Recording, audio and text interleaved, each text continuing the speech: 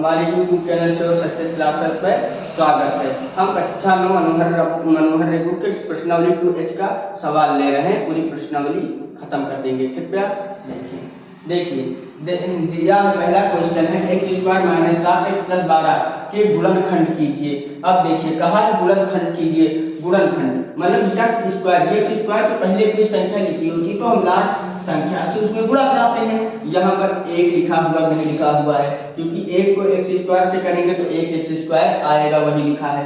तो हम 12 को 1 से मल्टीप्लाई करेंगे, 12 × 1 = 12 आ जाएगा।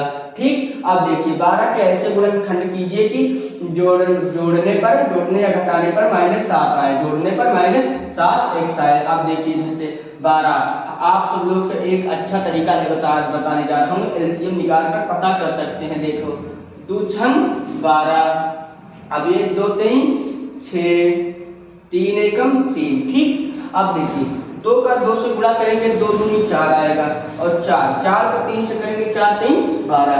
इसका मतलब ये आ रहा है कि नहीं आ रहा है? ये आ रहा है ना, 4 3 12, और 4 में 3 जोड़ेंगे कितना होता है? 7। लेकिन माइनस का 7 लाना है ना, इसके लिए हमें -4 और -3 जोड़ेंगे तो -7 आ जाएगा। अब देखिए इधर x² में से लिख दीजिए माइनस में 4x जोड़ो। ठीक, -3x। देखिए 4 3 12 और 4 3 7, माइनस जुड़कर माइनस हो गया। ठीक, 4 3 7। अब बचा कितना प्लस का? 12 बचा। अब देखिए हमेशा इसी में कॉमन लिया जाता है। देखिए यहाँ पर x² है, यहाँ पर x है, तो इसका मतलब इसमें कॉमन क्या हुआ? x कॉमन हुआ ना, x हम कॉमन ले लेंगे। जब x² था 1x बचा, यहाँ पर 1x, तो 1x हम इधर लिख देंगे, माइनस बचा लिख देंगे, x तो कॉमन में निकल गया, बचा कितना? 4, ऐसे लिख देंगे। अब इसमें कॉमन लेंगे, इसमें कॉमन लेंगे, -3 कॉमन लेंगे। हमेशा यहाँ पर -3 कॉमन, क्योंकि 3 × 4 = 12। यहाँ पर 3 कॉमन, x नहीं कॉमन, क्योंकि x इसमें होता तो x कॉमन होता। अब देखो इधर x बचा लिख लिया, प्लस माइनस का गुणा माइनस होगा, 3 × 4 = 12। ठीक, अब देखो इसमें क्या कॉमन, ये दोनों ब्रैकेट सेम है तो कॉमन ले लो, x - 4। फिर क्या बचा? 1 में x बचा, ये कितना बचा? -3।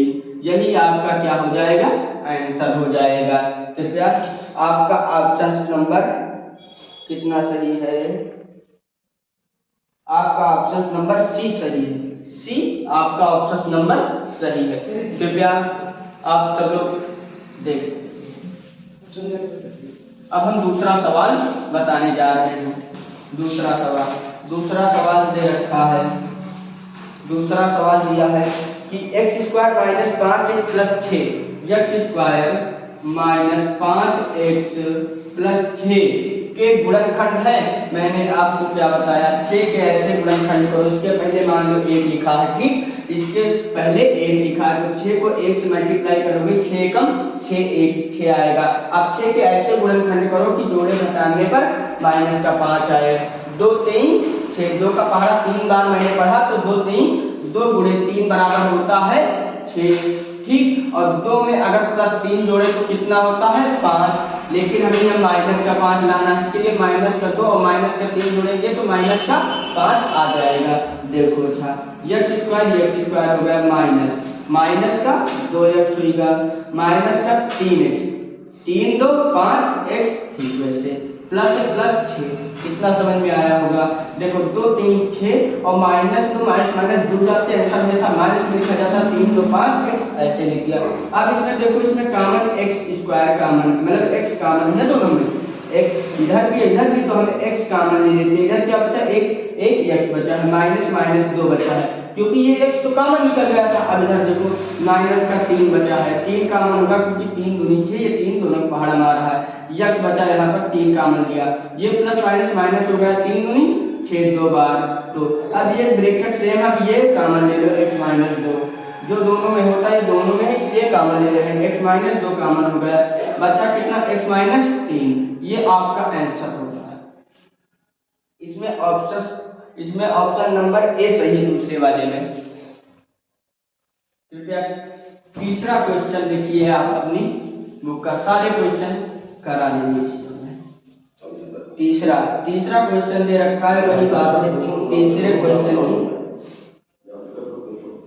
एक्स स्क्वायर 2x दिया है और -15 कहा है कि गुणनखंड है, चार ऑप्शन दे दिए मैंने वही बताया। इससे पहले देखिए एक है, माना एक है, 15 को 1 से मल्टीप्लाई 15 1 है 15। अब 15 के ऐसे गुणनखंड करिए कि जोड़े या घटाने पर 2 आए।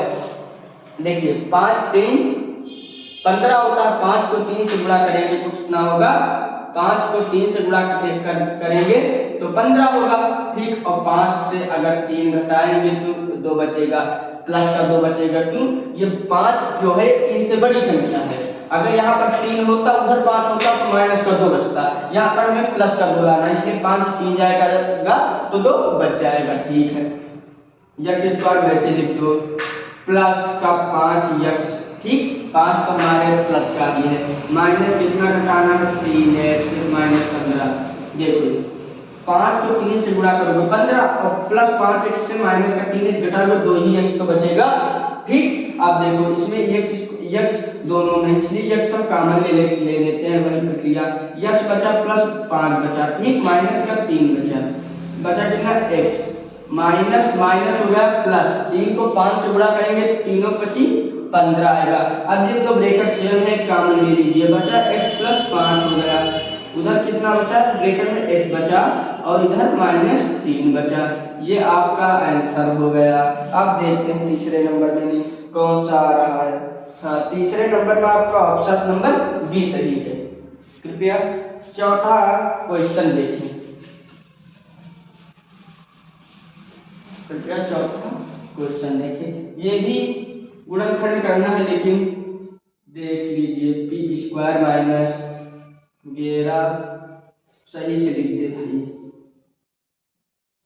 11 क्यों, 11 क्या है, 11 क्यों है, प्लस 24 कहा है कि मतलब पी है, क्यों नहीं पी है, 11 पी कहा P square minus 11 P plus 24 के गुणनखंड है। देखो मैंने यहाँ बताया था इसका गुणनखंड करते हैं, संख्या कोई भी दे दे, कोई भी दे दे, आपको घबराना नहीं है।